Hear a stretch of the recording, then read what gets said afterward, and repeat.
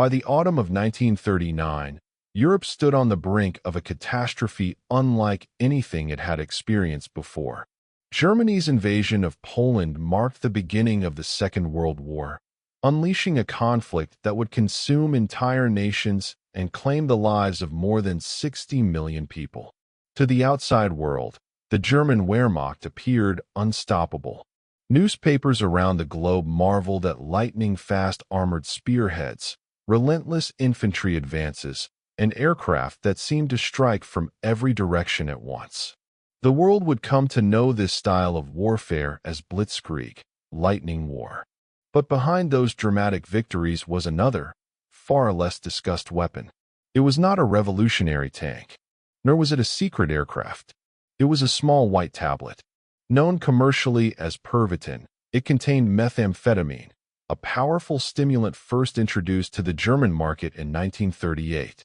Originally promoted as a miracle drug capable of increasing productivity and combating fatigue, it quickly found enthusiastic users among factory workers, students, doctors, and eventually the German armed forces. Military physicians recognized its immediate advantages. A soldier who no longer felt tired could march farther. A driver could remain awake through the night. A tank crew could continue fighting long after exhaustion would normally force them to stop. For commanders attempting to wage a fast-moving war across hundreds of miles, those advantages appeared invaluable. Yet every benefit came with a hidden cost. The same drug that sharpened concentration also distorted judgment. The same chemical that suppressed hunger and fatigue gradually eroded the body's natural limits. What began as increased endurance often ended in hallucinations, emotional collapse, cardiovascular strain, and dependence. Not every German soldier received Pervitin, nor did every campaign rely upon it equally. Distribution varied widely between units, commanders, and theaters of war.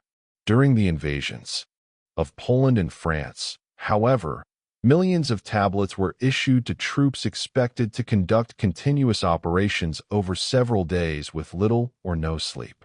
The tablets became one more piece of military equipment, alongside rifles, ammunition, rations, and field dressings. For many soldiers, swallowing one before a forced march became almost routine. Imagine now that you are one of those young recruits. Not a decorated officer, not a committed ideologue. Simply another 18 or 19-year-old called into military service as Europe descended into war. Only weeks earlier, your greatest concerns had been finding work, helping your family, or planning a future that now seemed to vanish overnight. Instead, you stand in a crowded railway yard alongside hundreds of other recruits, each carrying a small suitcase, each trying to hide the same uncertainty behind a disciplined expression. The train that brought you here has barely stopped steaming.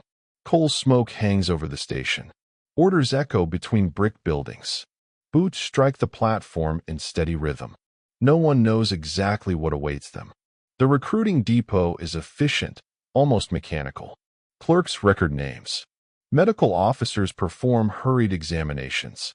Uniforms are issued with little regard for proper fit. Boots are often too large or painfully tight. Helmets dented from previous use. Rifles coated in thick preservative grease after months in storage. There is little ceremony. The Wehrmacht is expanding at remarkable speed, and efficiency matters more than comfort. Within hours, your civilian identity begins to disappear. Your clothes are packed away. Your hair is cut short. Your personal belongings are reduced to what can fit inside a small locker. You are no longer addressed by your profession or hometown. Instead, you become another rifleman assigned to a company already preparing for deployment. Training is relentless. Marches begin before sunrise. Hours are spent drilling formations, maintaining equipment, learning weapons handling, and repeating exercises until every movement becomes instinctive. Discipline is absolute. Mistakes are corrected immediately, sometimes verbally, sometimes physically. The expectation is simple. A soldier who hesitates on the battlefield may endanger an entire unit. Fatigue arrives quickly. Long marches wearing nearly 50 pounds of equipment leave feet blistered and shoulders bruised. Sleep rarely feels sufficient, while meals, dark bread, preserved meat, potatoes, and watery soup provide just enough energy to continue. Complaints accomplish nothing. Everyone is equally exhausted. Then, one morning, something unusual appears alongside your daily rations. A small paper packet. Inside are several plain white tablets. There are no elaborate instructions, only a brief explanation from a medical orderly. Pervidin. Take one before extended operations. It helps maintain alertness. Few questions are asked. The German pharmaceutical industry enjoys an excellent reputation, and military doctors carry unquestioned authority. Most recruits assume the tablets are simply another vitamin or medical supplement designed to improve endurance. Some swallow them immediately. Others tuck the packet into a pocket for later. Almost no one understands that they have just been issued one of the most powerful stimulants ever distributed on such a massive scale to a modern army. To them, it is simply another item of military equipment. One more tool intended to help them survive the war that has only just begun. For the first few days, nothing seems remarkable. The routine is familiar. Wake before dawn. Dress in the cold. Clean your rifle. Eat quickly. March. Repeat. The instructors move with practiced precision, barking commands that leave little room for hesitation. Every hour is accounted for. Every movement serves a purpose. Germany's military doctrine demands speed, discipline, and endurance, and every recruit is expected to embody all three. Yet beneath the surface, the army is preparing for a different kind of test. The campaigns envisioned by Germany's high command are unlike the trench warfare of the First World War. Instead of grinding offensives measured in yards, the Wehrmacht intends to advance dozens of miles in a single day. Tanks, motorized infantry, engineers, and aircraft must move together as one coordinated machine.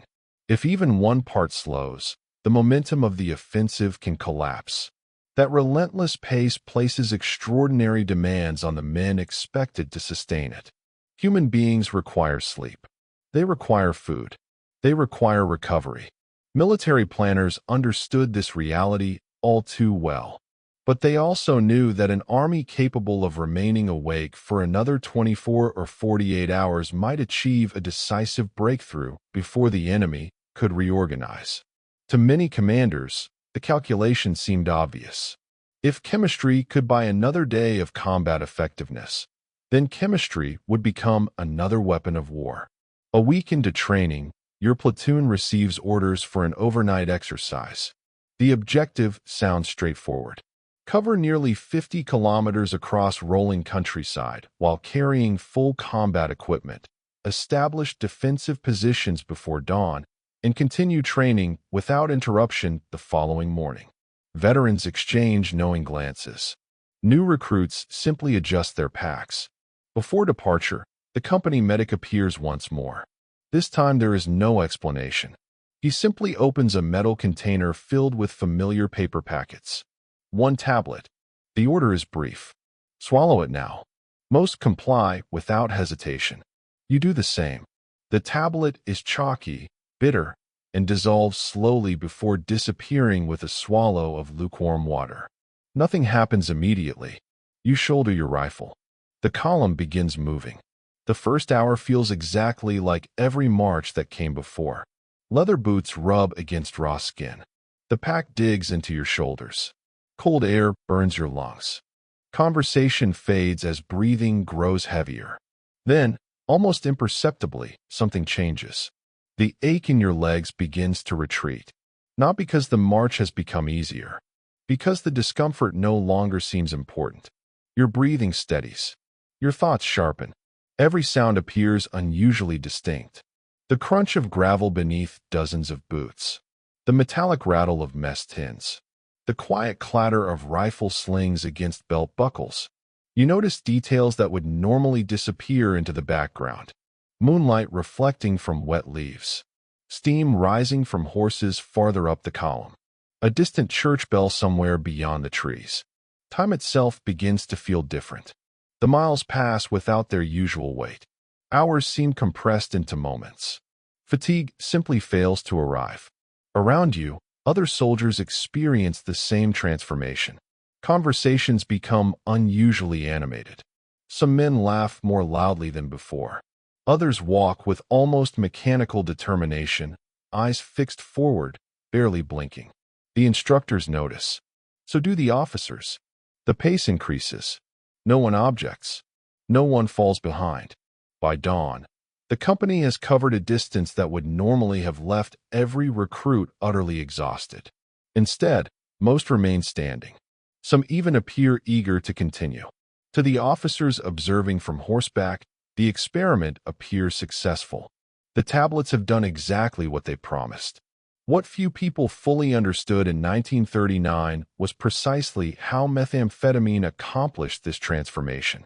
Pervitin did not create new energy. It merely borrowed it. The drug flooded the brain with dopamine and norepinephrine, chemicals associated with alertness, motivation, and reward. Hunger diminished. Sleepiness faded. Confidence increased. Fatigue seemed to vanish altogether. But the body itself remained just as tired. Muscles continued accumulating microscopic damage. The heart continued working harder. The nervous system continued edging closer to exhaustion. The drug silenced the warning signals. It did not solve the underlying problem. This distinction would become painfully apparent as the war progressed. The Wehrmacht's early victories reinforced confidence in every aspect of its operational doctrine. In September 1939, Poland fell in just over a month. The following spring, German forces surged through the Low Countries and into France with astonishing speed. Armored spearheads often advanced farther in a single day than military planners of the previous generation believed possible. Columns of infantry struggled to keep pace. Truck drivers remained behind the wheel for impossibly long hours. Tank crews operated inside sweltering steel vehicles with barely enough time to eat, let alone sleep. During the 1940 campaign in the West, German military records document the distribution of millions of Pervitin tablets to troops participating in sustained operations. Drivers, pilots, dispatch riders, and frontline infantry all received supplies, though quantities varied significantly between units and commanders. For many soldiers, the tablets became associated with victory itself. If Germany continued advancing, then surely the pills were helping. Few paused to ask what repeated use might eventually demand in return. You begin noticing smaller changes. Meals no longer interest you. You eat because regulations require it, not because you feel hungry. Coffee seems unnecessary. Sleep becomes inconvenient. During short rest periods, others collapse onto the ground almost instantly. You remain awake. At first you welcome it. There is equipment to clean, letters to write, boots to repair. Eventually, however, the sleeplessness becomes impossible to ignore. You lie on your blanket staring at the ceiling of a crowded barracks. Your body is still. Your mind refuses to slow. Thoughts race without direction. Conversations replay endlessly. Tomorrow's schedule arrives before you've truly rested. The following night is no better. You feel strangely energetic, yet simultaneously exhausted. A contradiction that becomes increasingly difficult to explain. The company medic simply hands out another packet. Take one before tomorrow's march. Again, no questions. Again, the column moves. Again, the fatigue disappears. At least for a while. Because the pills are no longer merely helping you endure. Without realizing it, many soldiers are beginning to depend upon them. Not through weakness, not through addiction in the way people often imagine, but because the operational tempo of modern mechanized warfare increasingly demands more from the human body than the human body was ever designed to give. For now, Germany continues advancing. The victories come quickly. The newspapers celebrate. The parades continue. Few outside the army realize that behind every triumphant headline stand thousands of young men borrowing tomorrow's strength in order to survive today. And eventually, tomorrow always arrives. By the spring of 1940, the Wehrmacht had become the most feared army in Europe. Its victories seemed almost effortless. Poland had fallen. Denmark surrendered in a single day. Norway, despite fierce resistance, was gradually overwhelmed. Then came the campaign in the West. On May 10, 1940, German forces crossed into Belgium, Luxembourg, and the Netherlands while the main armored thrust pushed unexpectedly through the dense Ardennes forest, a region many Allied commanders believed was unsuitable for large armored formations. The gamble worked. Within days, German panzer divisions had crossed the Meuse River near Sedan, rupturing the Allied defensive line. Their rapid advance toward the English Channel trapped hundreds of thousands of British, French, and Belgian troops in northern France. To observers around the world, it looked like military genius. And in many respects, it was. But speed alone did not explain what was happening. Every kilometer gained by a tank had to be supported by fuel convoys, repair crews, engineers clearing obstacles, radio operators coordinating movements, medical personnel treating casualties, and infantry marching behind armored spearheads to secure captured territory. The newspapers celebrated the tanks. History often remembered the generals. Far less attention was given to the ordinary soldiers expected to keep moving long after their bodies should have stopped. That burden increasingly fell upon chemistry. Your unit is no longer training. Now, it is moving toward the front. Columns stretch for miles along narrow French roads. Motorcycles weave between trucks carrying ammunition and fuel. Horse-drawn wagons, still responsible for transporting much of Germany's supplies despite the image of a fully mechanized army, struggle through clouds of dust thrown up by armored vehicles. The reality surprises you. You had imagined a modern army powered entirely by engines. Instead, horses remain everywhere, pulling artillery, dragging supply wagons, hauling food, ammunition, and spare equipment. The Wehrmacht may possess some of the world's finest tanks, but much of its logistics still depend upon methods that would have been familiar decades earlier. Progress is relentless, but it is not effortless. Roads become congested. Bridges collapse beneath constant traffic. Vehicles break down. Fuel arrives late. Orders change by the hour. Some companies march throughout the day only to receive instructions to continue through the night. Sleep becomes a luxury. The pace of operations leaves little room for recovery. Before another extended march, the familiar order comes. Pervitin. No one asks why anymore. The tablets have become part of routine. One more piece of equipment checked before departure. Rifle, helmet, ammunition, gas mask, Pervitin. At first, the effects remain almost reassuring. The exhaustion lifts. Your thoughts become unusually focused. The endless marching no longer feels impossible. The heavy rifle seems lighter. The pack digs less deeply into your shoulders.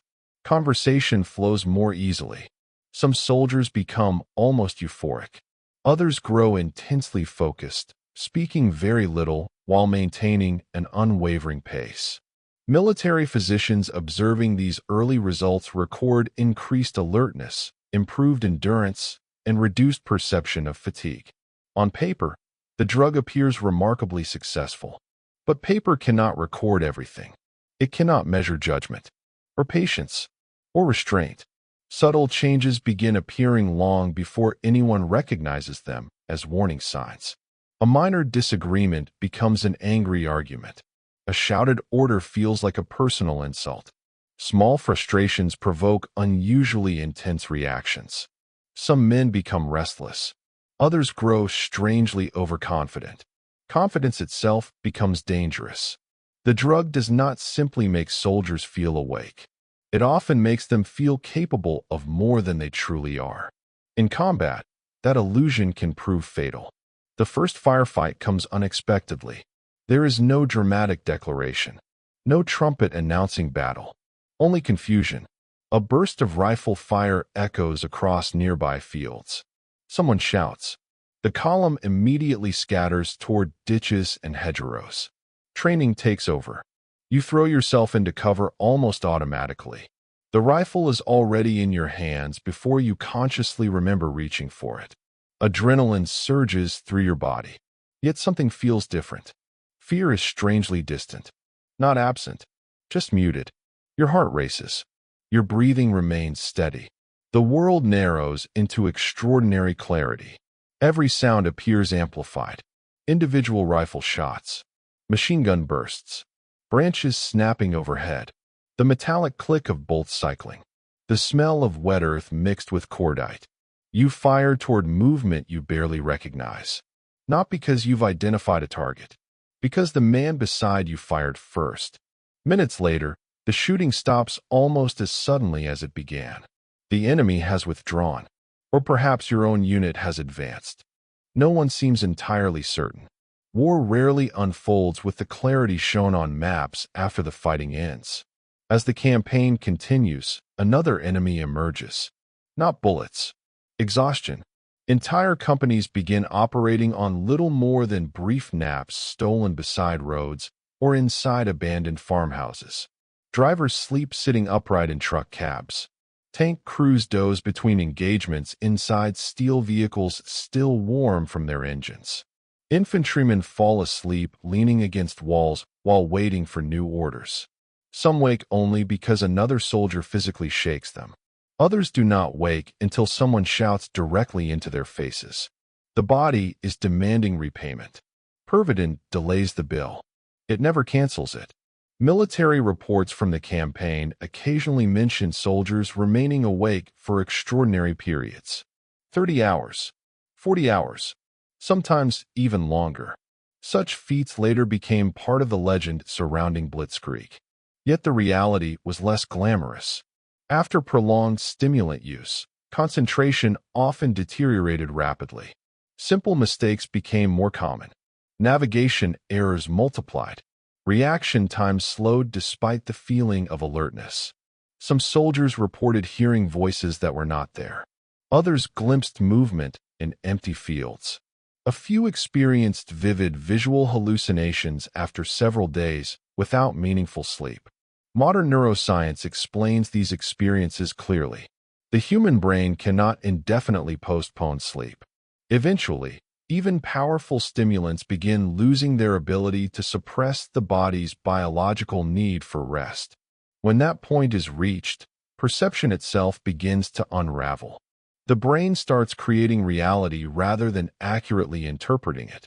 For soldiers carrying loaded rifles, surrounded by frightened civilians and hidden enemy positions, that distinction could become catastrophic. You notice it first during another night march. The road ahead seems to ripple beneath the moonlight. For a brief moment, you think. Someone is standing beneath a tree. A lone figure. Perfectly still. You tighten your grip on the rifle. The figure doesn't move. Neither do you. Then another soldier walks straight through it.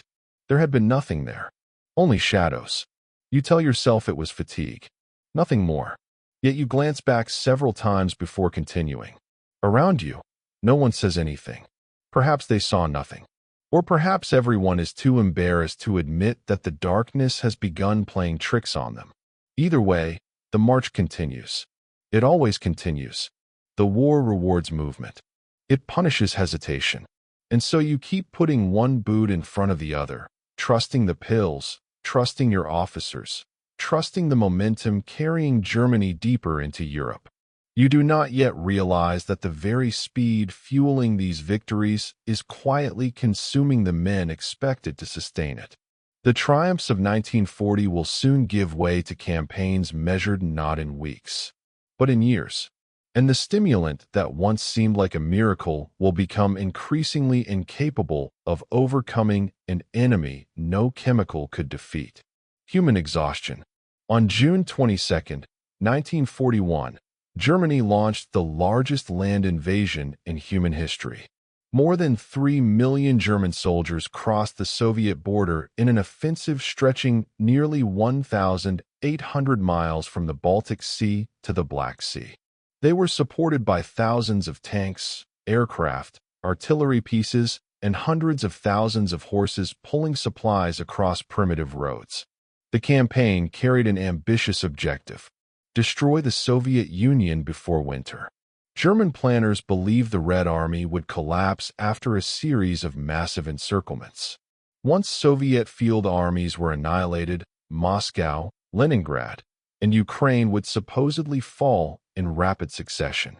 Many senior officers expected the war in the East to be over within a matter of months. History would prove them catastrophically wrong.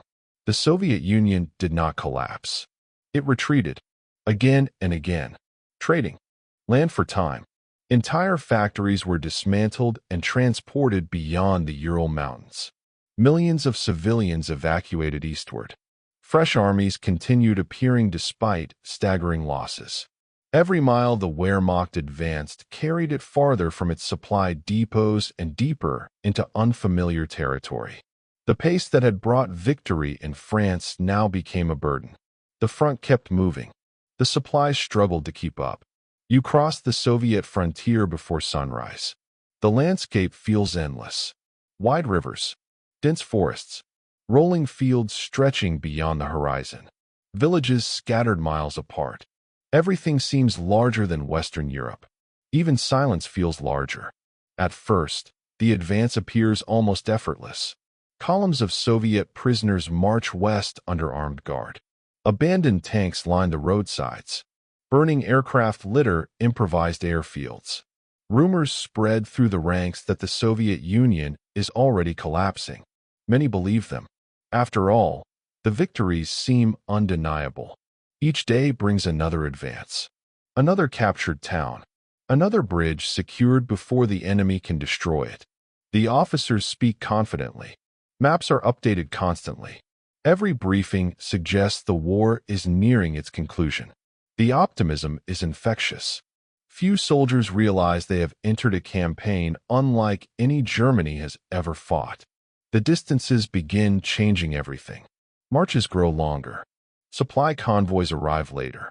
Fuel shortages become increasingly common. A truck that breaks down may remain abandoned for days because spare parts simply cannot reach it. The army advances faster than its logistics. Food becomes less predictable. Fresh bread disappears. Hot meals become rare. Rations grow simpler. Hard biscuits, canned meat, coffee substitutes. Occasionally potatoes acquired from local villages. Water is often drawn from rivers or wells of uncertain quality. Dysentery begins appearing within some units.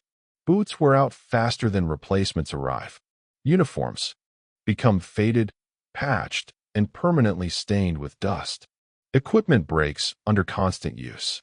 The war no longer resembles the polished propaganda films shown back home. It is becoming a campaign of endurance. And endurance has limits. The medical officers know it. The commanders know it. So once again, the familiar paper packets appear. Pervitin. Take one before the night march. Take another before the assault. Drivers receive extra tablets before long convoy movements. Dispatch riders carrying urgent orders often receive additional supplies. Pilots assigned to extended missions may also be issued stimulants under medical supervision. The practice is neither universal nor identical across every formation. Some commanders distribute the tablets frequently. Others remain cautious. A number of physicians begin expressing concern about prolonged use, especially after observing growing numbers of soldiers suffering severe exhaustion once the stimulant effects wore off.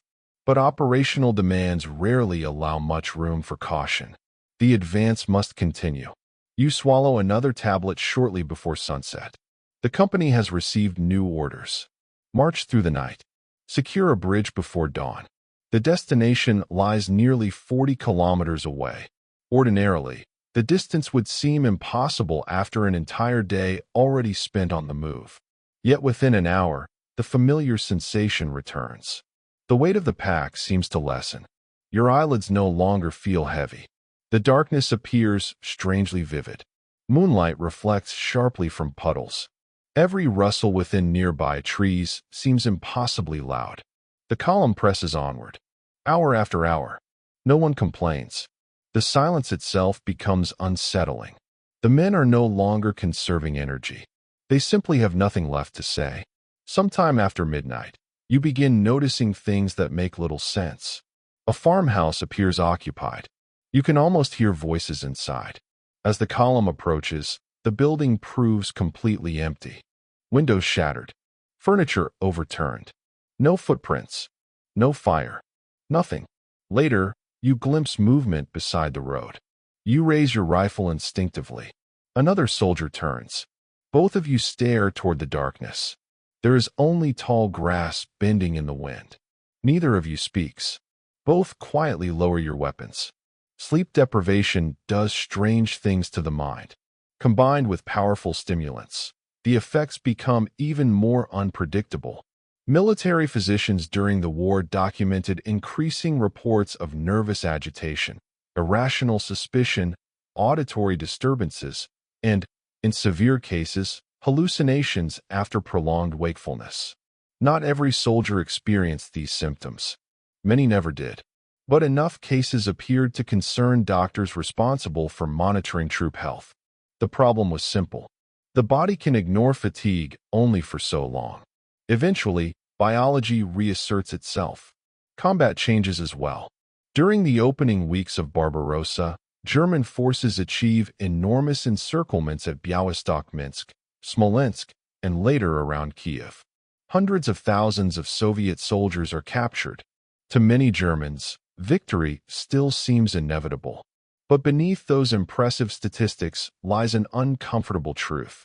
The Red Army continues fighting. Destroyed divisions are replaced. Fresh formations emerge from the Soviet interior. Every victory creates another advance. Every advance creates another supply problem. Every mile east becomes another mile that food, ammunition, medicine, and fuel must travel. The army is outrunning its own logistics. One afternoon, the trucks fail to arrive. The company waits beside a dirt road for hours. Engines remain silent. No mail. No fresh rations. No replacement boots. No fuel. Only dust drifting across open fields. Eventually, a horse-drawn wagon appears instead. Its cargo is disappointingly small. A few ammunition crates, medical supplies, some dried bread, and another box of stimulant tablets. The irony is impossible to miss. The army cannot reliably deliver enough food. Yet somehow, it has managed to deliver more pills. No one laughs. The tablets may not satisfy hunger, but they allow hungry men to keep marching. For commanders trying to maintain the momentum of the offensive, that is enough. At least for now. As July gives way to August, the heat becomes oppressive. Dust coats uniforms until every man looks the same shade of gray. Flies gather around discarded food and dead animals. The smell of gasoline, sweat, smoke, and decay settles permanently into the air. You have stopped counting the days. Instead, you measure time differently. The next village, the next river, the next bridge, the next order, the next tablet. Without noticing when it happened, the pills have become woven into the rhythm of military life. Not because they make war easier, because they make an impossible pace seem temporarily achievable. But every borrowed hour carries interest, and soon, the debt will come due. By late summer 1941, the German advance had carried the Wehrmacht farther into Soviet territory than any campaign planners had anticipated. On maps in Berlin, the front appeared to be moving steadily eastward. On the ground, however, victory looked very different. Every additional mile stretched supply lines thinner. Every destroyed bridge delayed fuel. Every broken truck stranded ammunition. Every day of relentless marching demanded more from soldiers who had already spent weeks living on little sleep and fewer proper meals. The early confidence that had defined Operation Barbarossa began giving way to something quieter. Not defeat, not yet, but fatigue. Deep, accumulating fatigue. You wake before dawn because someone shakes your shoulder. For a moment, you cannot remember where you are. The roof above you is missing. Rainwater drips through shattered beams. Your blanket is damp. Your boots never came off. Neither did anyone else's. No one risks removing them unless absolutely necessary. Blisters have become open wounds. Toenails have blackened. Some men wrap their feet in strips of cloth because proper bandages have long since run out. A medic passes through the building. He checks a feverish soldier in the corner. Another man coughs blood into a rag. Someone else has developed infected cuts from days of marching in wet boots. The medic can do little beyond cleaning wounds and distributing what medicine remains. Then he reaches into his satchel. More Pervitin. The supply is running low. Each man receives only a few tablets. No speeches accompany the distribution. Everyone already understands their purpose. Military doctors had initially viewed methamphetamine as a practical solution to extraordinary circumstances. In limited doses, it could indeed improve alertness and temporarily reduce fatigue. But prolonged use revealed consequences that were becoming increasingly difficult to ignore.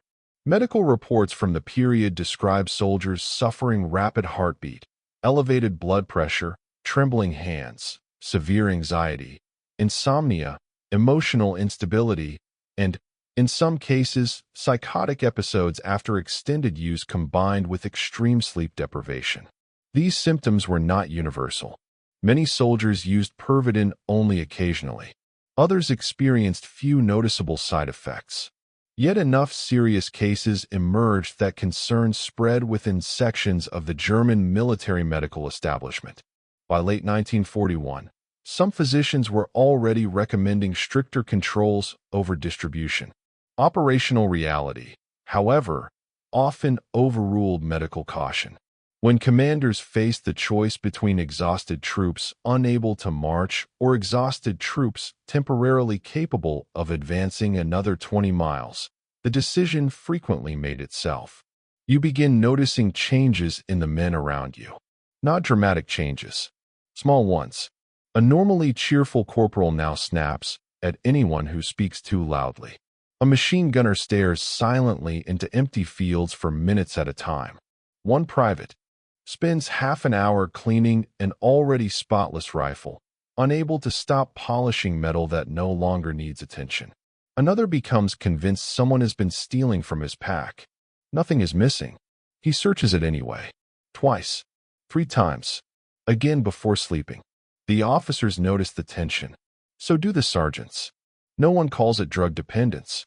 No one speaks about stimulant-induced paranoia. Instead, they blame stress, combat fatigue, homesickness, poor discipline. Some explanations are correct. Others are only part of the truth. The weather begins changing. Autumn arrives earlier than expected. Morning frost covers the fields. Cold rain turns dirt roads into thick brown mud. The Russians have a name for it. Rasputitsa, the season of mud. Entire convoys grind to a halt. Trucks sink axle deep into roads that only weeks earlier had been dry. Horse teams strain until foam gathers around their mouths. Engineers labor for hours laying logs beneath vehicle wheels. Sometimes it works. Often it doesn't. The advance slows. Not because German soldiers have forgotten how to fight. Because nature has begun fighting alongside the Soviet Union. You spend an entire day moving less than 5 miles. The column stops every few hundred yards. A truck is stuck. Then another. An artillery tractor has broken an axle. A bridge has partially collapsed. Everyone climbs down to push. Mud reaches your ankles. Then your knees. The wheels spin uselessly. Engines scream. The vehicle barely moves. Hours disappear this way. When darkness falls, the trucks have advanced only a short distance. The officers are furious. The soldiers are simply tired. Someone jokes that the mud is a better defender than the Red Army. A few men laugh. Most don't. Pervitin cannot solve this problem. It can keep a soldier awake. It cannot pull a 10-ton truck from waist-deep mud. It cannot manufacture fuel. It cannot repair broken engines. It cannot shorten the distance between Germany and the front. For the first time, many soldiers begin realizing that the greatest enemy in Russia is not always the Soviet army. Sometimes it is geography. sometimes logistics, sometimes simple mathematics. Every shell fired must be replaced. Every gallon of fuel consumed must be delivered. Every soldier wounded must somehow be evacuated hundreds of miles across roads that barely exist. The further east the Wehrmacht advances, the heavier those calculations become. One evening, after nearly 3 days of interrupted sleep, you swallow another tablet. It works. At least it seems to. Your eyelids no longer droop. Your heartbeat quickens. Your thoughts become intensely focused. But something else happens this time. You cannot sit still. Your hands keep moving. You tap your fingers against your rifle. Adjust your belt. Check your ammunition. Check it again. Then again. You know you've already counted every cartridge. Still, you count them once more. The smallest sound makes you turn. A bird taking flight. A loose shutter striking a wall. The wind moving through dead grass. Every noise feels significant. Every shadow deserves suspicion. You tell yourself you're simply alert. Deep down, you're no longer certain. Around midnight, someone fires a rifle. Then another. Within seconds, the entire company is awake. Machine guns swing toward the darkness. Orders are shouted. Men scramble into defensive positions. Several tense minutes pass before the truth becomes clear. There is no Soviet attack. One exhausted sentry thought he saw movement among the trees. Another believed he heard voices. Neither had. The forest is empty. The silence afterward feels almost embarrassing. No one mentions what happened. No formal report is written. The column resumes marching before dawn. But something has changed. You no longer fully trust your own senses. And that realization is more frightening than the enemy. Back in Berlin, newspapers continue printing stories of victory. Maps show arrows pushing ever deeper into Soviet territory.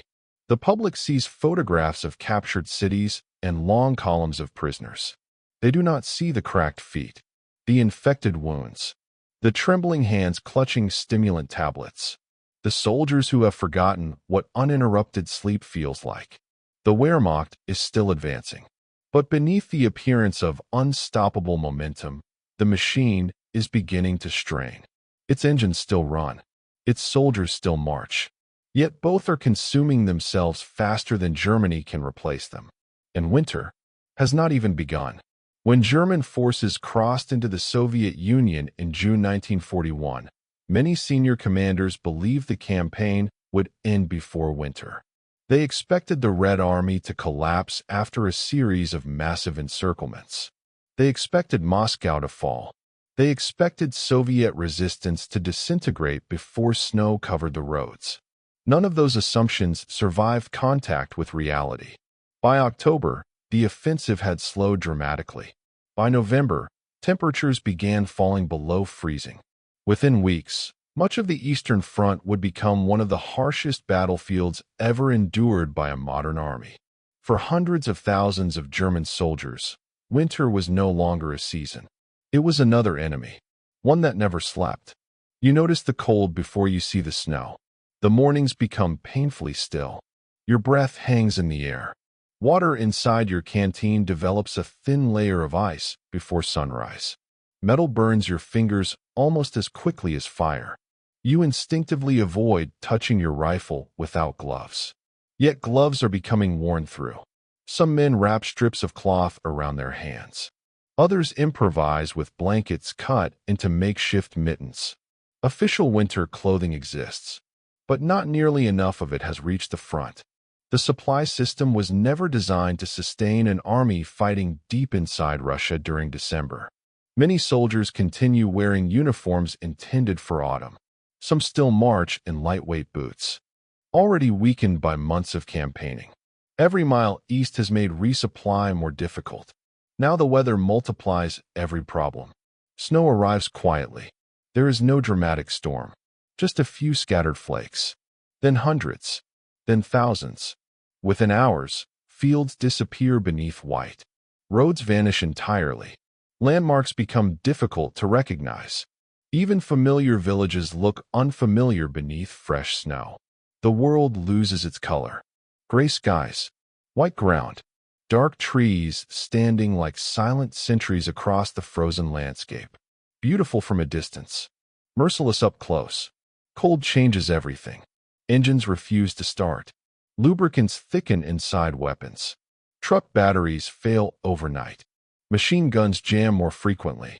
Artillery recoil mechanisms slow. Even simple tasks become exhausting. Buttoning a coat, reloading a rifle, lighting a stove, writing a letter. Every movement requires stiff fingers that barely seem to belong to you anymore. The human body begins sacrificing blood flow to preserve the vital organs. Hands suffer first, then feet, then ears, then noses. The danger is deceptive. Extreme cold often hurts less as the damage becomes more severe. Pain fades into numbness. Numbness becomes tissue death. The absence of pain is not relief. It is a warning. Military manuals explain the symptoms clearly. Keep moving. Protect exposed skin. Change wet socks whenever possible. Never sleep with frozen boots removed unless shelter is secure. Warm frostbitten limbs gradually. Avoid direct heat. The instructions are sound. Reality rarely allows them to be followed. Fresh socks are becoming scarce. Dry shelters are even rarer. Many soldiers sleep wherever exhaustion overtakes them. Abandoned barns, collapsed houses, shallow foxholes, vehicles with frozen engines, sometimes simply beneath blankets spread across frozen ground. Your boots have become your greatest concern. Every morning, they feel stiffer than the day before. Leather cracks around the seams. Moisture freezes overnight. You stamp your feet constantly, not because they are cold, because you need to know they are still there. A man beside you removes one boot during a short halt. His sock comes away with it. The skin beneath is pale, almost wax-like. The medic looks only briefly. Put it back on. There is little else he can do. Evacuation vehicles are already overloaded. The column cannot stop. The soldier forces the boot back onto his swollen foot. He says nothing. Neither does anyone else. Pervitin remains in circulation, but now its limitations become impossible to ignore. The tablets still suppress fatigue. They still increase alertness. They still help men remain awake during long marches. What they cannot do is generate warmth. They cannot improve circulation. They cannot prevent frostbite. In some cases, they may even make matters worse. A soldier energized by stimulants is more likely to continue marching despite injuries or dangerous exposure, ignoring warning signs that would otherwise force him to seek shelter. The body keeps moving. The damage continues accumulating. Without realizing it, many men are literally marching on freezing feet. One evening, your company occupies a ruined village. Only chimneys remain standing. Most houses have collapsed into piles of frozen timber. The few intact buildings are already crowded with wounded soldiers and radio operators. The rest of you dig into the snow. The frozen ground is almost impossible to break. Entrenching tools strike earth that feels like solid stone. After an hour of labor, the foxhole is scarcely deep enough to kneel inside. You continue digging anyway. There is nowhere else to go. Someone finally manages to light a small fire. The men gather instinctively, not close enough to reveal their position, just close enough to feel the faintest trace of warmth. No one speaks much anymore. Conversation requires energy. Energy has become precious. Instead, you watch the flames. Some men stare into them for minutes without blinking. Others silently dry damp socks over glowing embers. One soldier carefully warms his hands. Another quietly unwraps blood-soaked bandages from his feet. No one comments on the smell. Everyone has smelled worse. Food has become another battle. Bread freezes solid within hours.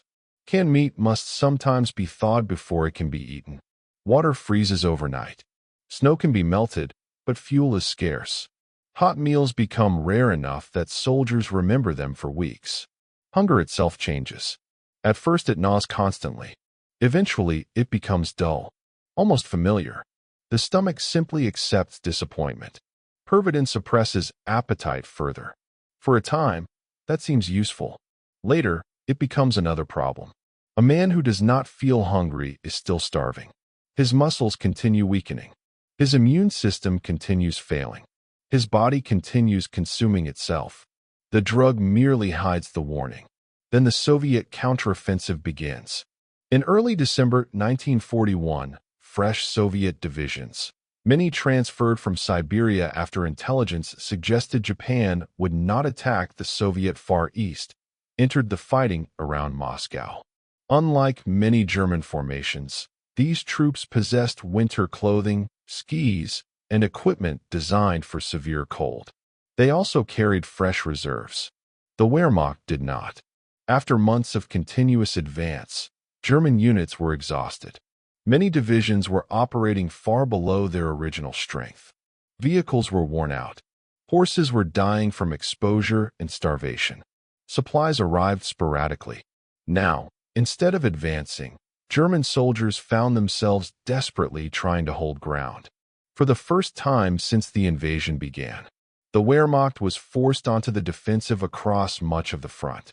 You wake to artillery, not your own. Soviet shells burst across the frozen fields. Snow erupts into black clouds of earth and ice. Someone shouts. Men scramble from shallow foxholes. You grab your rifle. Your fingers barely obey. The bolt feels sluggish. The steel bites into your skin. The stimulant keeps your mind awake. Your body feels years older than it did only months before. You fire. Reload. Fire again. You no longer remember how many tablets you've swallowed since crossing the border, only that they stopped feeling like miracles long ago. Now they are simply another attempt to postpone exhaustion. And exhaustion is winning. By the beginning of 1942, the myth of German invincibility had begun to fracture. The Wehrmacht remained one of the most formidable fighting forces in the world. Its officers were experienced, its tactical doctrine remained highly effective, and many of its divisions still possessed remarkable combat capability. But the army that had crossed into the Soviet Union the previous summer was no longer the same army. The losses were staggering. By early 1942, Germany had suffered hundreds of thousands of casualties during Operation Barbarossa. Entire battalions had been reduced to companies. Veteran non-commissioned officers, the backbone of every infantry unit, were increasingly difficult to replace. Vehicles wore out faster than factories could produce new ones. Horses died by the tens of thousands from cold, disease, starvation, and exhaustion. Perhaps most importantly, the soldiers themselves had changed. Months of relentless combat had reshaped them in ways impossible to measure on casualty reports. You no longer remember what uninterrupted sleep feels like. Not truly. You sleep when circumstances allow. 20 minutes beside a truck. An hour inside a ruined schoolhouse. Perhaps 2 hours curled beneath a blanket in a frozen trench. Rarely more. Sometimes you awaken convinced you've slept an entire night. Your watch says 43 minutes. Other times, you close your eyes only briefly before someone is already shaking your shoulder. Move. Always another order. Always another destination. The human body can endure astonishing hardship, but it cannot escape. Biology forever. Modern medical research confirms what many wartime physicians gradually came to understand. Prolonged sleep deprivation affects nearly every system in the body. Memory deteriorates. Reaction time slows. Decision-making becomes impaired. Emotional control weakens. Immune function declines. Combined with chronic stress, malnutrition, freezing temperatures, and repeated stimulant use, these effects become exponentially more severe. The result is not merely exhaustion. It is systemic breakdown. You begin forgetting simple things. The name of a village passed only hours earlier. Where you placed your mess tin. Whether you've already cleaned your rifle. Whether you've taken today's tablet. You check your pocket. The packet feels lighter. You cannot remember how many remain. 4, 3, 1. You count them twice. Then a third time. Still uncertain. The company itself feels different. When replacements arrive from Germany, you recognize them immediately. Their uniforms are newer. Their faces are fuller. They still talk about home. still laugh during meals, still argue over trivial things.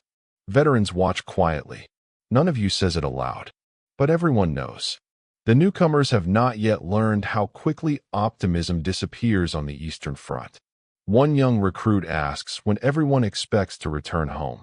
Silence follows. Eventually someone shrugs. No one knows. It is the only honest answer. Even officers have changed. The lieutenant who once studied maps with calm confidence now sleeps beside them with his boots still on. The company commander speaks less. He no longer promises quick victories. Orders are shorter. Objectives smaller. Secure the crossroads. Hold the village. Delay the Soviet advance. The language of conquest has quietly become the language of survival. The tablets continue circulating. Less frequently now. Supply shortages affect everything. Some shipments never arrive. Others contain only enough for reconnaissance patrols, dispatch riders, or drivers expected to remain awake through the night. The miracle drug is no longer abundant. Perhaps that is fortunate, because dependence has become increasingly obvious. Not in every soldier, not even in most, but in enough. Some men become irritable when supplies run out. Others complain of crushing fatigue unlike anything they experienced before receiving the drug. A few report headaches so severe they struggle to remain standing. Medical officers observe these symptoms with growing concern. Withdrawal from methamphetamine is rarely dramatic in the cinematic sense. More often it manifests as profound exhaustion, depression, irritability, difficulty concentrating, and an overwhelming need to sleep. For soldiers expected to fight every day, these symptoms are devastating.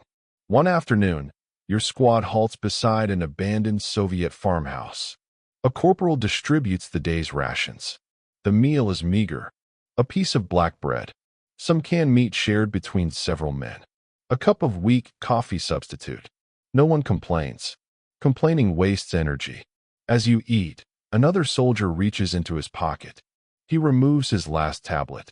For several seconds, he simply stares at it. Not with excitement. Not with relief. Almost with uncertainty. Finally, he places it back inside the packet. Not today. Perhaps tomorrow. Perhaps when the next march begins. Perhaps when the next attack comes. The tablet has become something more than medicine. It is insurance against complete collapse. Combat itself has changed. The sweeping advances of 1941 are increasingly rare. Instead, battles revolve around villages, forests, river crossings, and frozen ridgelines. Positions are gained, lost, recaptured, lost again. Artillery dominates the battlefield. The thunder of guns rarely stops. Sometimes the bombardment lasts minutes, sometimes hours, sometimes entire days. The earth itself seems exhausted. Trees are shredded into splintered trunks. Church towers collapse. Fields become landscapes of overlapping craters filled with ice and dirty snow. Victory is no longer measured in hundreds of miles. Sometimes it is measured in a single farmhouse. You notice another change. The enemy is improving. The Soviet soldiers you now face are better equipped, more experienced, and increasingly confident. Their attacks are coordinated. Their artillery more accurate. Their tanks appear in growing numbers. Rumors spread through the ranks about new Soviet factories beyond the Ural Mountains producing weapons faster than German intelligence believed possible. Whether every rumor is true hardly matters. The reality is visible. The Red Army is growing stronger. Germany's army is growing tired. One night, you finally receive permission to sleep inside a damaged church. The roof leaks. The stained glass windows are gone. Wooden pews have been broken apart for firewood. Yet compared to the frozen trenches outside, it feels almost luxurious. You lie down fully clothed. Helmet beside your head. Rifle within reach. For the first time in weeks, you drift into genuine sleep. Not the shallow, restless unconsciousness forced upon an exhausted body. Real sleep. Deep enough to dream. Deep enough to forget the war. Then someone shakes your shoulder. Artillery. Incoming. You open your eyes. For one brief, Terrible moment. You cannot remember who you are or where. Only that someone is shouting. You grab your rifle. Your heart races. Your body obeys before your mind catches up. Outside, snow falls silently through flashes of exploding shells. The war has resumed, as though it had never paused at all. Back in Germany, newspapers still print photographs of smiling soldiers and advancing columns. Families reading them have little reason to doubt the official narrative. Censorship limits what reaches the public. Letters home are monitored. Photographs showing severe hardship are rarely published. The reality experienced by frontline infantry remains largely invisible. The cracked hands, the frostbitten feet, the sleepless nights. The stimulant tablets passed quietly from medic to soldier before another impossible march. The Wehrmacht continues fighting. But beneath the disciplined appearance lies a truth becoming impossible to escape. No drug can replace food. No chemical can replace sleep. And no army, regardless of training, courage, or technology, can wage an endless war without eventually paying the price. By the summer of 1942, Adolf Hitler believed Germany still possessed the initiative. Operation Barbarossa had failed to destroy the Soviet Union, but vast territories remained under German control. Rather than renew the direct drive toward Moscow, Hitler shifted his attention south. The new objective was ambitious. Capture the oil fields of the Caucasus. Seize the industrial city of Stalingrad on the Volga River. Control of the region promised fuel for Germany's war machine, while denying critical resources to the Soviet Union. On paper, the strategy appeared logical. In practice, it stretched the Wehrmacht even farther than before. Two major offensives were now expected to succeed simultaneously. The front widened. Supply lines lengthened. Reserves thinned. Once again, German soldiers were asked to achieve the impossible. You hear the name Stalingrad long before you ever see it. Officers mention it during briefings. Maps begin appearing with the city circled in blue pencil. Rumors spread through the ranks. Some say the city will fall within days. Others claim Soviet resistance is already collapsing. The veterans no longer pay much attention to rumors. They have heard too many before. Instead, they focus on simpler questions. Do we have enough ammunition? Enough food? Enough fuel? Enough men? The answers become less encouraging each week. When you finally approach the city, smoke dominates the horizon. Not ordinary smoke. An entire skyline burning. The Luftwaffe has carried out massive bombing raids intended to destroy Soviet defenses before the assault. Entire districts have been reduced to rubble. Factories collapse into twisted steel. Apartment buildings become mountains of broken brick. Railway stations vanish beneath dust and fire. From a distance, it appears the city has already died. It has not. The destruction has created something even more dangerous. A battlefield where every shattered wall becomes a fortress. Every basement becomes a bunker. Every collapsed building becomes an ambush waiting to happen. The fighting changes immediately. Open maneuver gives way to close combat. There are no sweeping advances here. No breakthroughs. No dramatic encirclements. Only rooms. Hallways. Cellars. Stairwells.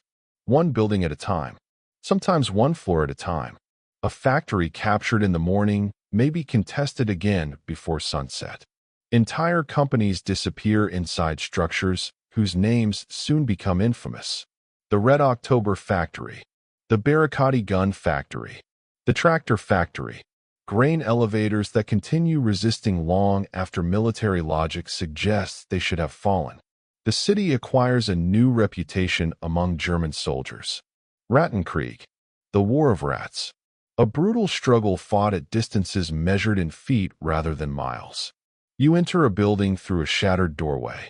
Dust fills the air so completely that sunlight struggles to reach the floor. Broken glass crunches beneath your boots. Every room feels empty, yet none can be trusted. A rifle shot echoes from somewhere upstairs. Another from the basement. The enemy is everywhere and nowhere. You advance cautiously. One doorway. Another, a staircase. Every corner demands absolute attention. There are no front lines inside a ruined city, only moments of survival. The stress is unlike anything you've experienced before. Out in the open countryside, danger often arrived from a visible direction. Here, death can emerge through walls, from sewer tunnels, collapsed ceilings, hidden crawl spaces. Soviet snipers become legendary. Machine guns appear from windows that seemed empty seconds earlier. Artillery pounds entire city blocks into fresh ruins. The bombardment never truly ends. Even during brief moments of silence, everyone waits for the next shell. Pervitin continues circulating among some units, but its effects feel different now. The tablet still sharpens your senses. It still drives away exhaustion. Yet heightened alertness inside Stalingrad carries its own burden. Every creaking beam, every shifting brick, every distant footstep, every dripping pipe, everything sounds significant. Everything demands investigation. After hours of this relentless tension, the mind begins struggling to distinguish genuine threats from imagined ones. The body remains awake. The nerves never rest. Medical officers observe another problem. Men who have remained under constant bombardment for weeks begin exhibiting symptoms we would today recognize as severe combat stress. Some become withdrawn, others increasingly impulsive. A few stare blankly into space, unable to respond even when spoken to directly. During the Second World War, terms such as combat exhaustion, battle fatigue, or war neurosis were more commonly used than the modern diagnosis of post-traumatic stress disorder. Understanding remained limited. Treatment options were few.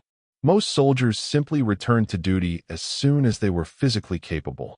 The war allowed little alternative. You stop recognizing the days of the week. Morning and evening blend together beneath permanent smoke. Meals arrive irregularly, sometimes cold, sometimes not at all. Water is precious. Sleep becomes almost impossible, not because there is nowhere to lie down, because artillery rarely permits genuine rest. Each explosion jolts you awake. Each silence feels temporary. Eventually, you begin sleeping through shellfire itself. The body has surrendered. Exhaustion overrides fear. Then comes another realization. The city is consuming everyone. German casualties mount relentlessly. Soviet casualties are equally staggering. Neither side appears willing or able to stop. Replacements arrive, disappear, are replaced again. Entire platoons vanish over ground no larger than a football field. Commanders continue issuing orders. Yet increasingly, survival depends less on grand strategy than on the decisions of individual soldiers inside ruined buildings. History often remembers the names of generals. Inside Stalingrad, survival belongs to corporals, sergeants, medics, and frightened riflemen making impossible decisions every few minutes. The psychological strain becomes cumulative. You notice yourself reacting before thinking. A falling brick sends your rifle toward the sound. A slamming door causes your pulse to spike. One evening, you mistake fluttering curtains for moving soldiers. Another man mistakes a cat for an enemy scout. No shots are fired. This time, the lack of sleep, the constant danger, the stimulant tablets, the endless bombardment. Together, they create a battlefield where certainty becomes increasingly rare. Outside the city, events far beyond your control are already unfolding. The German Sixth Army remains focused on capturing the last Soviet strongholds inside Stalingrad. Its flanks, however, are defended largely by Romanian, Italian, and Hungarian formations spread across vast stretches of open terrain. The Soviet High Command has noticed. While German infantry continue fighting room by room inside the city, Soviet planners quietly prepare something much larger. Not another defense, an encirclement. Within weeks, Operation Uranus will transform Stalingrad from a battlefield into one of the greatest military disasters in German history. And for the exhausted soldiers still swallowing stimulant tablets in hopes of surviving another day, The worst is yet to come. On the morning of November 19th, 1942, the silence north of Stalingrad shattered beneath one of the largest artillery bombardments of the war. For nearly 80 minutes, thousands of Soviet guns pounded Romanian positions guarding the German Sixth Army's northern flank. The following day, another massive offensive struck from the south. These attacks were not aimed at the city itself. Their objective lay far beyond it. The Soviets intended to surround the entire German force fighting inside Stalingrad. The operation was codenamed Operation Uranus. Within 4 days, Soviet armored spearheads advancing from north and south met near the town of Kalach. The trap had closed. More than 250,000 Axis troops, including approximately 220,000 soldiers of the German Sixth Army along with Romanian, Croatian, and support personnel, found themselves surrounded. The hunters had become the hunted. The news reaches your company slowly. At first, no one believes it. Surely relief columns are already on their way. Surely headquarters anticipated this possibility. Surely an army as experienced as the Wehrmacht cannot simply become trapped. The officers remain outwardly calm. They assure everyone that supplies will continue arriving by air. Reinforcements are already being organized. Orders will follow shortly. The confidence sounds convincing. You want to believe it. Most of the men do. Because the alternative is almost impossible to imagine. Then the aircraft begin arriving. Or rather, a few do. Transport planes appear overhead whenever weather permits. Some land briefly on makeshift airfields. Others drop containers by parachute. Many never arrive at all. Snowstorms, mechanical failures, Soviet fighters, anti-aircraft fire. Every flight becomes increasingly dangerous. The numbers tell the real story.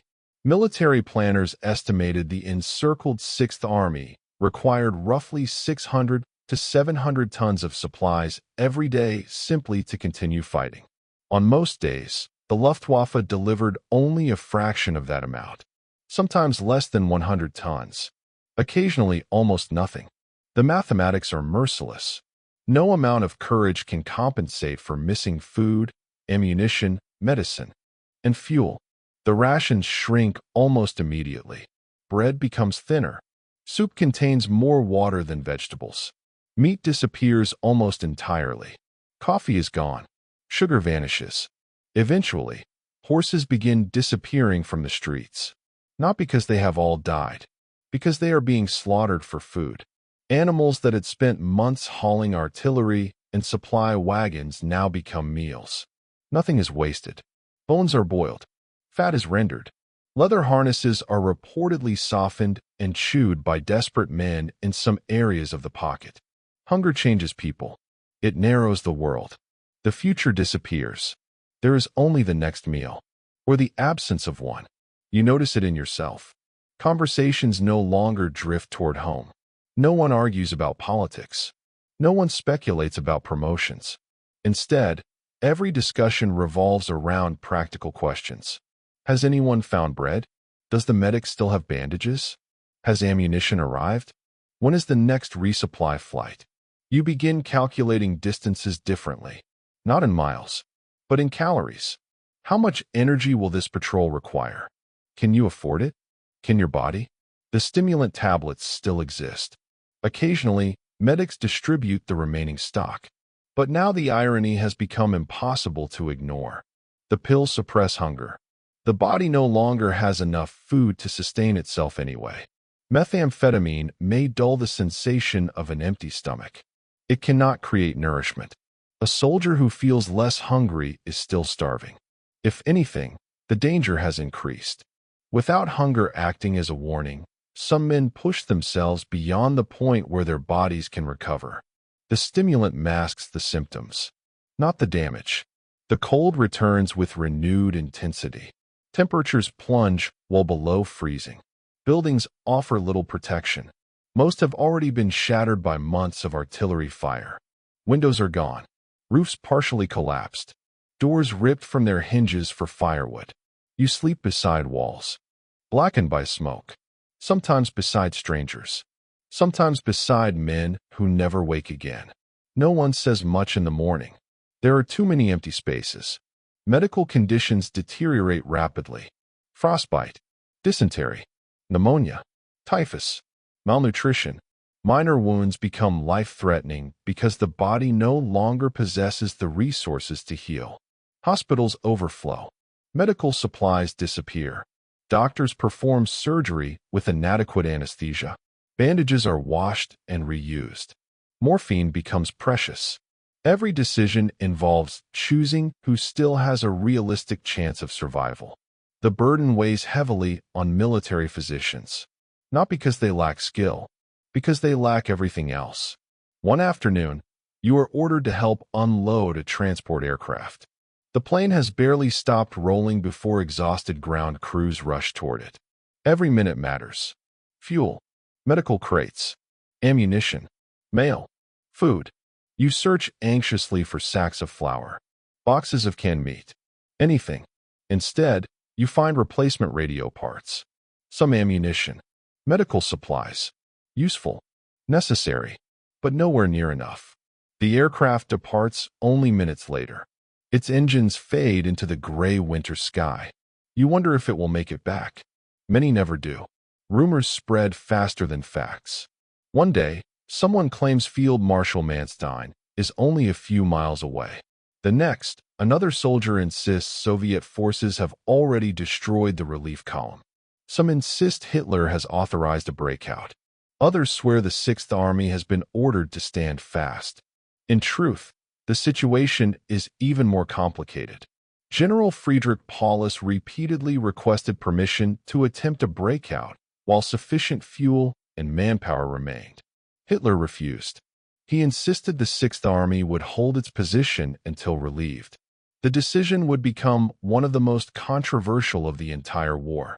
History continues debating whether a breakout could have succeeded.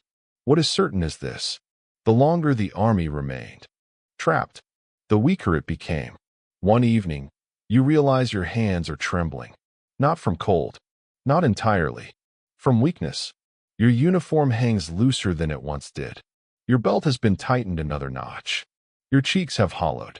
The man reflected in a broken window scarcely resembles the recruit who crossed into Poland only 3 years earlier. He looks older, much older. His eyes are sunken, his beard uneven, his shoulders bent beneath a rifle that somehow feels heavier every day. You cannot remember the last time you felt truly warm, or truly full, or truly rested. The tablets no longer feel miraculous. If anything, they feel almost cruel. They keep your eyes open just long enough to appreciate how hopeless the situation has become. You still obey orders. You still clean your rifle. You still report for duty each morning. But somewhere deep inside, the certainty that Germany would win this war has quietly disappeared. The propaganda, the victories, the confidence of 1939, the triumph of France, the endless marches east, all of it seems to belong to another lifetime. Now there is only Stalingrad, snow, hunger, smoke, and the growing realization that no army, no matter how disciplined, technologically advanced, or chemically stimulated, can outrun the consequences of strategic failure. The encirclement is complete. The supplies are dwindling. And the final chapter of the Sixth Army has already begun. By January 1943, the Sixth Army no longer resembled the force that had marched confidently into Stalingrad 5 months earlier. The divisions that once spearheaded Germany's advance into southern Russia had been reduced to fragments. Many battalions existed only on paper. Companies that had once numbered more than 100 men sometimes counted fewer than 30 still capable of carrying a rifle. Vehicles stood abandoned without fuel. Artillery batteries fired only when absolutely necessary, conserving shells that could no longer be replaced. The city itself had ceased to exist in any meaningful sense. Stalingrad had become an endless landscape of shattered concrete, twisted steel, collapsed factories, and frozen corpses buried beneath drifting snow. Victory was no longer discussed. Survival had become the only objective. You wake because someone is pulling at your coat. Not an officer. Another infantryman. His face is gaunt. His beard is covered with frost. His voice barely rises above a whisper. They're moving again. You sit up slowly. Every muscle protests. Your joints ache before you've even stood. You instinctively reach into your pocket. The paper packet is still there. Empty. The last tablet disappeared days ago. Perhaps a week. Time has become meaningless. You fold the empty packet once. Then again. For a moment, you almost throw it away. Instead, you place it back inside your pocket. A habit your body refuses to abandon. The absence of the drug is almost as noticeable as its presence once was. You are exhausted in ways words struggle to describe. Not ordinary tiredness. A crushing heaviness. Your thoughts move slowly. Concentration slips away. Even standing requires effort. Every instinct tells you to lie down, to close your eyes, to sleep. You cannot. Orders continue. Patrols continue. The war continues. The German medical service is overwhelmed. Doctors have almost nothing left to give. Bandages are reused until they disintegrate. Medicines have run out. Anesthetics are almost non-existent. The wounded arrive faster than they can be treated. Many simply receive blankets. Some receive morphine. Others receive nothing except an apologetic glance from an exhausted physician who already knows he cannot save them. For the medical staff, the psychological burden is immense. Every day demands impossible choices. Who receives the final antibiotics? Who boards the last evacuation aircraft? Who must remain? No training prepares a doctor for decisions like these. Outside, Soviet artillery continues methodically, reducing what remains of German positions. Unlike earlier months, there is little urgency now. The encircled army cannot escape. The Soviet command understands that starvation, disease, and cold are accomplishing much of the work already. Each bombardment merely accelerates the inevitable. The explosions sound different now. Less terrifying. More familiar. You no longer flinch at every shell. Your body has grown accustomed to fear. That realization disturbs you more than the explosions themselves. You and your squad move through the ruins of another factory. Every machine has been destroyed. Steel beams hang overhead like broken ribs. Snow has drifted through holes in the roof, covering shattered equipment that only months earlier produced tractors and industrial machinery. Now it produces nothing. Neither does the city.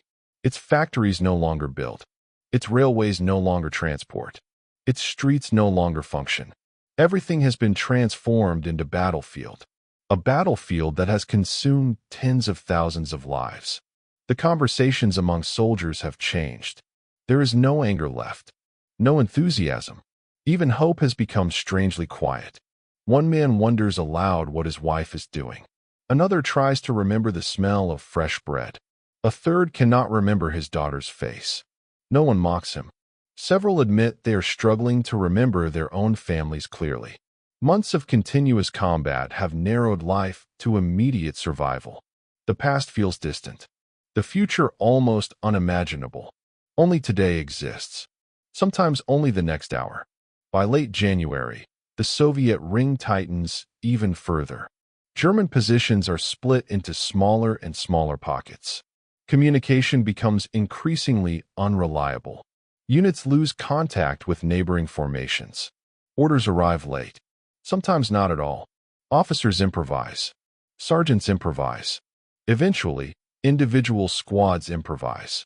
The enormous military machine that once coordinated lightning offensives across Europe has been reduced to isolated groups struggling simply to remain alive. On January 30th, 1943, Adolf Hitler promoted General Friedrich Paulus to the rank of Field Marshal. The promotion carried an unmistakable message. No German field marshal had ever surrendered. Hitler expected Paulus either to continue fighting until the end or to take his own life. Paulus chose neither. The following day, January 31st, Soviet troops entered his headquarters. He surrendered. The northern pocket of the Sixth Army continued resisting for 2 more days before finally capitulating on February 2, 1943. The Battle of Stalingrad was over. It had lasted nearly 6 months. It had become one of the bloodiest battles in human history. Combined military and civilian casualties exceeded 1 million people, though precise figures remain debated by historians. For Germany, the defeat marked a decisive strategic turning point. Never again would the Wehrmacht regain the initiative on the Eastern Front. You hear the news almost by accident. Someone whispers it. Another soldier shakes his head. A third simply sits down. No one cheers. No one curses. There is only silence. The fighting has stopped. At least here. You remove your helmet. It feels heavier than you remember. Around you, men begin stacking rifles. Others simply let them fall into the snow. For the first time in months, no one orders you forward. The war is not over. Not even close. Millions of soldiers remain locked in combat across Europe, North Africa, the Atlantic, and the Pacific. But for you, this campaign has ended. Not with victory, not with glory, only with exhaustion. Years later, historians would study the Battle of Stalingrad through maps, casualty reports, and operational orders.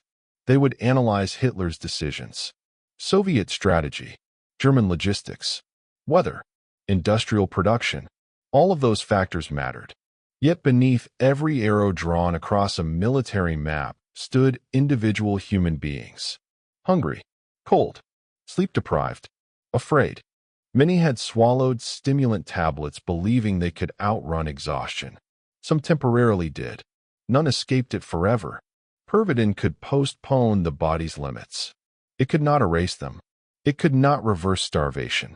It could not defeat winter. It could not compensate for strategic miscalculation. And it could not change the outcome of a war whose scale ultimately exceeded the endurance of both the soldiers who fought it and the nation that sent them there. The surrender at Stalingrad ended the battle. It did not end the suffering. For approximately 91,000 German soldiers, captivity was only beginning. When Soviet troops entered the shattered ruins during the first days of February 1943, they encountered men who scarcely resembled the army that had crossed the Volga months earlier. Many were emaciated. Some could barely stand. Others had wrapped their feet in scraps of cloth after their boots had disintegrated. Uniforms hung loosely from bodies that had lost enormous amounts of weight. Faces were hollow, eyes sunken, beards frozen with ice. These were not defeated because they lacked courage, nor because they had suddenly forgotten how to fight. They had simply reached the absolute limits of human endurance. You stand in line without your rifle. The weapon that rarely left your hands now lies in a growing pile beside hundreds of others. Machine guns, Carabiner 98K rifles, submachine guns, helmets, bayonets. One by one, soldiers surrender the equipment that had defined them for years. No one resists. There is nothing left with which to resist. No ammunition, no food, almost no strength. The Soviet guards watch silently. Some appear exhausted themselves. Many have fought through the same ruined streets for months. Victory has cost them dearly as well. Prisoners begin marching east. The irony is impossible to ignore. For months, German soldiers had marched east believing they were carrying victory into the Soviet Union. Now they walk the same direction as prisoners. The pace is slower, not by choice. Many men are too weak to move quickly.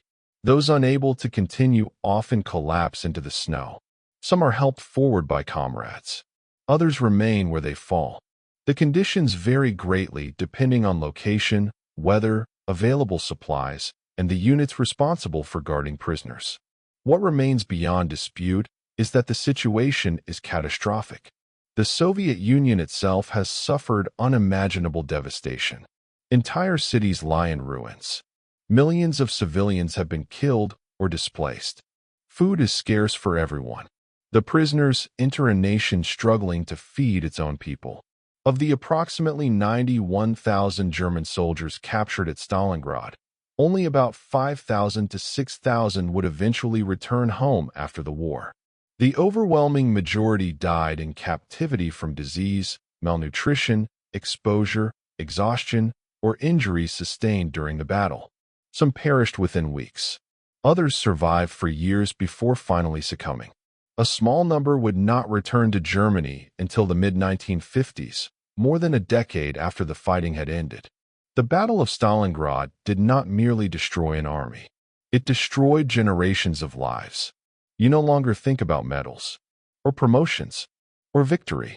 The only thing that matters is reaching tomorrow. The hunger has changed. It is no longer sharp. It has become constant, almost dull. Your stomach has stopped protesting. Your body has begun consuming itself instead. Your uniform hangs loosely around your shoulders. Your belt no longer fits. Every step feels heavier despite carrying almost nothing. One evening, another prisoner quietly asks where you're from. You answer automatically. The name sounds unfamiliar, not because you've forgotten it, because you've not spoken it aloud in months. He tells you about his own hometown, a village in Bavaria. He wonders whether his parents are still alive. You wonder the same about yours. Neither of you has received a letter in a very long time. War has reduced life to unanswered questions. The stimulant tablets are gone, long gone. There are no more paper packets. No more medical orderlies distributing chalky white pills before another march. No more temporary bursts of energy. No more chemical illusion that exhaustion can simply be postponed. Now there is only the body itself, and the body has nothing left to borrow. The debt has finally been collected. Looking back with modern medical understanding, it is tempting to imagine Pervitin as some kind of wonder drug that transformed ordinary soldiers into tireless machines. Reality was considerably more complicated. Methamphetamine certainly increased alertness. It reduced the perception of fatigue. It enabled some soldiers to remain awake for extraordinary periods under extreme operational conditions. Those effects were real, but so were the consequences. The stimulant elevated heart rate and blood pressure. It disrupted normal sleep cycles. Repeated use could impair judgment, increase impulsive behavior, and contribute to anxiety or paranoia, particularly when combined with prolonged combat stress and severe sleep deprivation. Importantly, historians continue to emphasize that Pervitin alone did not determine Germany's military successes or failures. The Wehrmacht's early victories resulted from a combination of operational planning, tactical innovation, air-ground coordination, radio communications, experienced leadership, and the weaknesses of its opponents during the opening campaigns. Likewise, Germany's eventual defeat cannot be explained by stimulant use alone.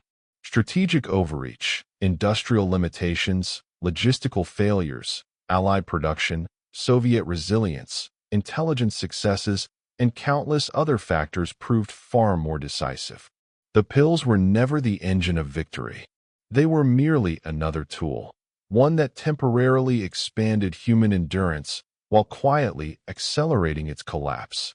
As the war continued, German military authorities gradually became more cautious about stimulant distribution. Medical concerns mounted. Evidence of dependence and adverse effects accumulated. By the later years of the war, tighter regulations limited access, though methamphetamine continued appearing within certain military contexts. The miracle had revealed its price. History often remembers armies through victories and defeats. Maps, generals, weapons, statistics. Yet wars are ultimately fought by individuals.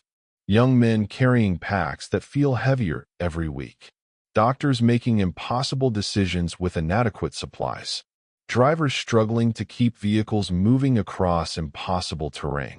Radio operators trying to maintain communications while artillery shakes the ground beneath them. Medics treating frostbite beside candlelight.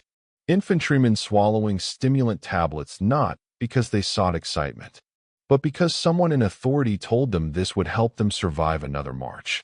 Sometimes it did. Sometimes it merely delayed the inevitable. One day, many years from now, historians will open military archives. They will examine pharmaceutical records, medical reports, letters, operational diaries, supply manifests. From those documents, they will reconstruct the story of Pervitin inside Hitler's army, not as a myth, not as sensationalism, but as another reminder that modern war constantly seeks ways to push the human body beyond its natural limits. Sometimes through technology, sometimes through medicine, sometimes through both. Yet the body always remembers its limits. Eventually, every debt must be paid. When the guns finally fell silent in Europe on May 8, 1945, Germany lay in ruins. Its cities had been devastated by bombing. Its transportation network had largely collapsed. Millions of civilians were homeless. Across the continent, entire generations had been shaped or destroyed by 6 years of total war. The Third Reich, which had once promised a 1,000-year empire, had survived barely 12. Among the countless stories left behind was that of a small white tablet that had accompanied thousands of soldiers into battle, not because it could win wars, but because military planners hoped it could make men endure them just a little longer. By the end of the conflict, the German military had learned a difficult lesson. Pervitin could postpone fatigue. It could not eliminate it. It could suppress hunger. It could not feed an army. It could sharpen attention. It could not guarantee good judgment. And it certainly could not overcome overwhelming strategic disadvantages. The same chemical that had once seemed to enhance military efficiency had revealed its darker side through dependence, insomnia, cardiovascular strain, emotional instability, and psychological exhaustion. For physicians studying wartime medicine after 1945, stimulant use became an important case study in the limits of pharmacology under extreme conditions. Medicine could support the human body. It could never replace its basic biological needs. The story also forced militaries around the world to reconsider an uncomfortable question. How far should governments go in pushing soldiers beyond normal human limits?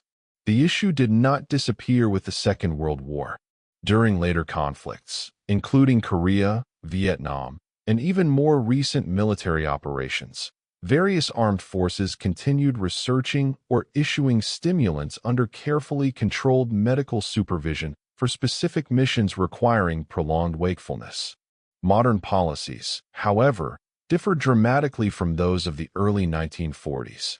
Today, military medicine places far greater emphasis on monitoring dosage, limiting duration, screening for medical risk, and balancing operational necessity against long-term health. The lessons learned from wartime stimulant use helped shape many of those policies. For historians, Pervitin occupies an unusual place in the history of the Second World War. It was neither a miracle weapon nor an insignificant footnote. It existed somewhere in between. Its influence was real. Its importance was often exaggerated. Popular culture has sometimes portrayed the Wehrmacht as an army of soldiers perpetually fueled by methamphetamine. The historical record paints a far more nuanced picture. Millions of tablets were unquestionably distributed, particularly during the early campaigns. Yet usage varied enormously between units, commanders, campaigns, and individual soldiers. Some relied on the drug repeatedly. Others rarely encountered it. Many completed much of the war without becoming dependent upon it at all. Reducing the entire German military experience to stimulant use oversimplifies one of history's most complex conflicts. Perhaps the most enduring lesson lies not in chemistry, but in human nature. Throughout history, every generation has searched for ways to overcome fatigue. Better equipment, better nutrition, better medicine, better technology. The desire is understandable. Military success often depends upon endurance. Yet every attempt eventually collides with the same biological reality. Sleep is not optional. Food cannot be permanently replaced. Recovery cannot be postponed indefinitely. The body always demands repayment.